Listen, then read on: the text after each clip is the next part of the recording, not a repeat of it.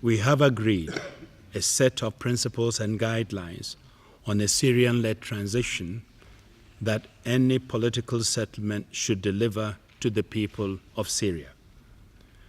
We have offered a perspective for the future that can be shared by all in Syria, a genuinely democratic and pluralistic state with free and fair elections, full respect for human rights and the rule of law, equal access to opportunities for all, and assurances that the rights of smaller communities will be respected as and when necessary and in emergencies. So, thank you for coming. The key steps in any transition include the establishment of a transitional governing body which can establish a neutral environment in which the transition can take place. That means the transitional governing body would exercise full executive powers.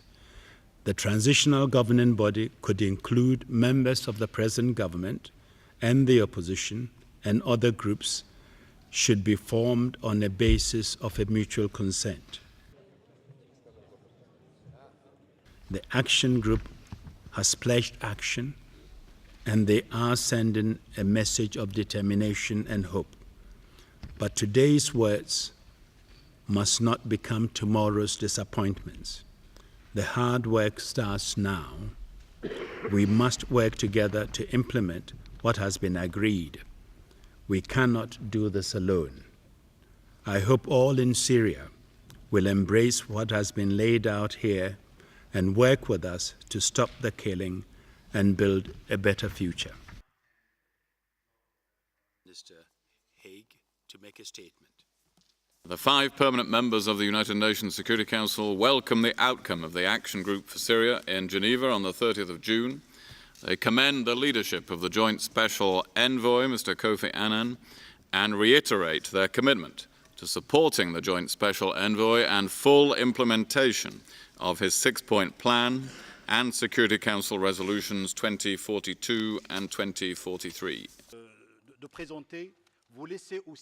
The document makes it clear that we have provided guidelines and principles to assist the Syrian parties as they move ahead with the transition and establish a transition government and go through the changes that will be required.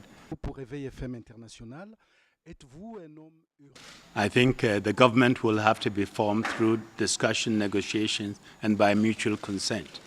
And I will doubt that the Syrians who have fought so hard for their independence to be able to have a say in how they are governed and who governs them will select people with blood on their hands to lead them.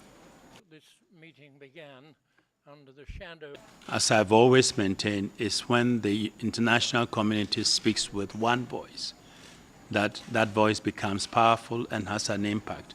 And I think we are seeing the international community coming together, and their unity and cooperation can be lifted to a higher level, and is beginning now. In these sort of situations, leaders and people engaged in it say things today that may change completely tomorrow. And sometimes messages are issued, and the intended target may be different from those who receive them. I expect the Syrian parties to cooperate. I expect them to understand the gravity of the situation. I expect them to understand that the strong transformational wind which is blowing today cannot be resisted. At least it cannot be resisted for long. My name is Mohammed Furnum. When the time comes for me to ask him to designate an empowered interlocutor for us to continue the process, he will be prepared to do so. And that is one of the first things.